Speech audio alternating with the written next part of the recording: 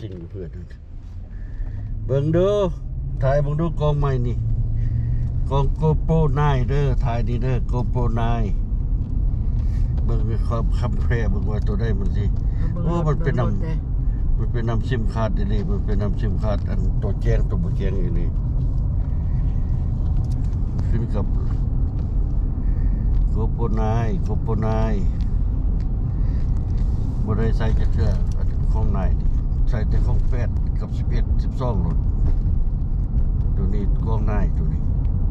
มันน้อยออกปกดีไหมสิเมื่อเอาเฮาซิ่งใส่ซะ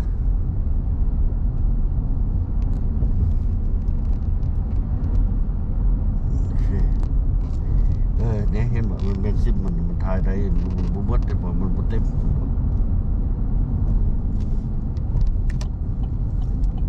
ไปบ่มากอีกแล้วที่ส่งเจ้าลงเขื่อนก่อนจะสิไปนำค่อยว่าล่ะบ่มาก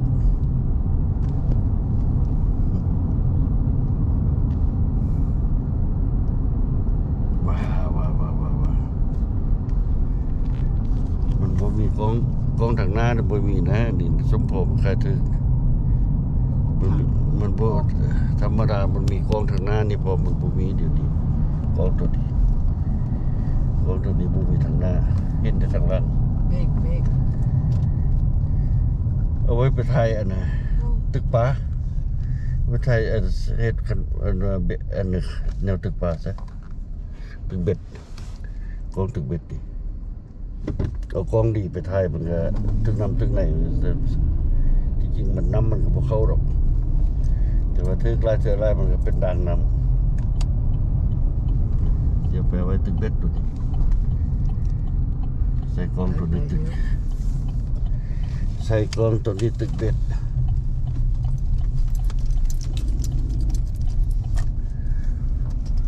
ฮิว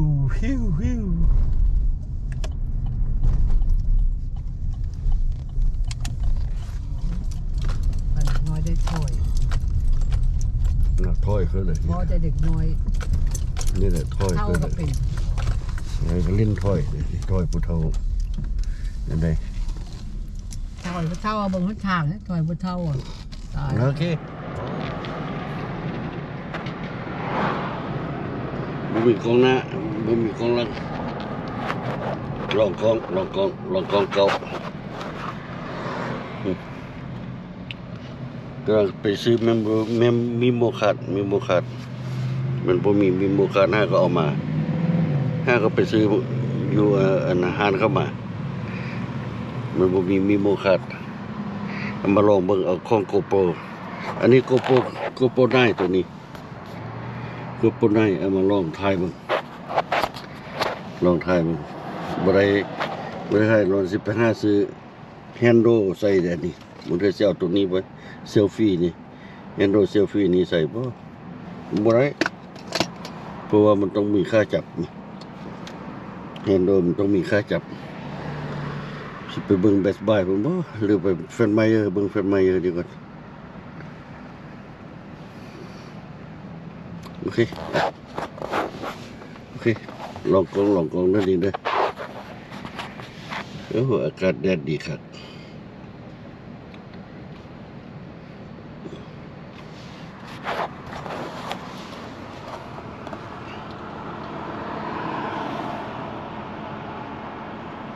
เซลฟี่ปวดแขน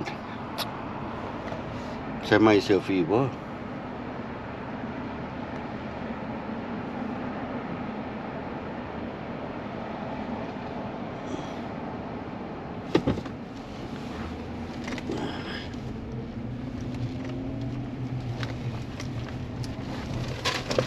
โอ้ยไล่ลงหมดตายได้กลับมาใจเลยนี่ไล่ลงหมดเครื่องนี้เสียงห้ายังล็อกไว้ก่อนใจมันกลับมาคือใจโอ้ตายดูนะเอาเพิ่งไปเยอะกันนะมีเคยมาคือโป้ หรือว่าไปเบสบายเลยมันครบหมดอยู่เบสบาย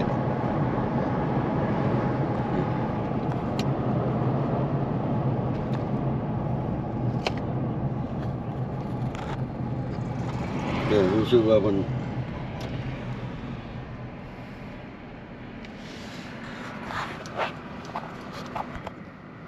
ทัชสกรีนทางหลังทางหน้ามันบวมทางหน้าบ่ได้ธรรมดาจะได้ส่งกองทางหน้าหลังได้ทางหน้าทางหลังผมธรรมดาบ่แม่นว่าตัวนี้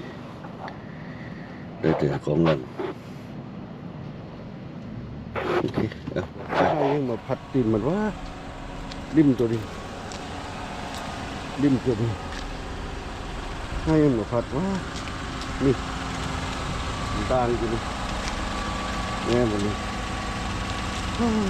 ที่ต้มเนื้อติดเลยด้านเป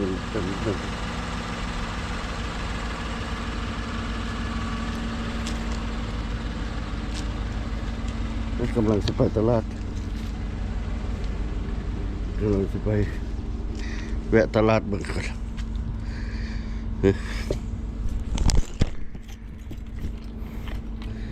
หัดค่าก่อนวันหนึ่งค่าตกเองล่ะจะยังเหมือนบุยูว่ะหัดยังเหมือนบุยู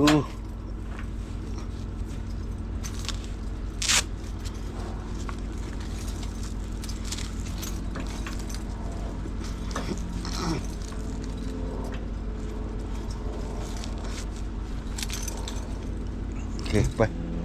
ตลาดก่อนต้นแอปเปิลเขาจะได้กินอยู่ปีนี้เอาใบละนี่ใบแตงออกมาละใบแตงออกมาก็ทอดยอดทอดยังแล้วก็ออกดอกออกมากแหละบัดนี้